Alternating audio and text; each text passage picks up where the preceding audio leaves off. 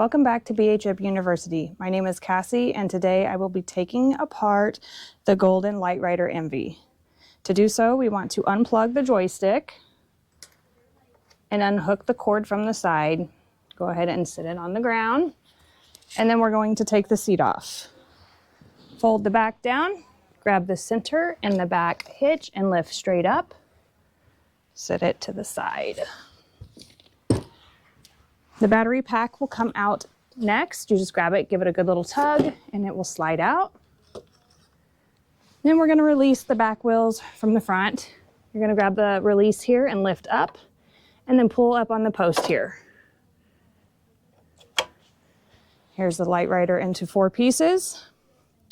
To put it back together, we're going to line up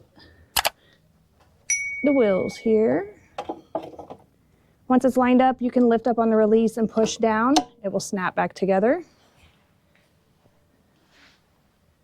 We're going to slide the battery pack in and put the seat on. We're going to slide this post in here, give it a little wiggle, and then plug the joystick back in.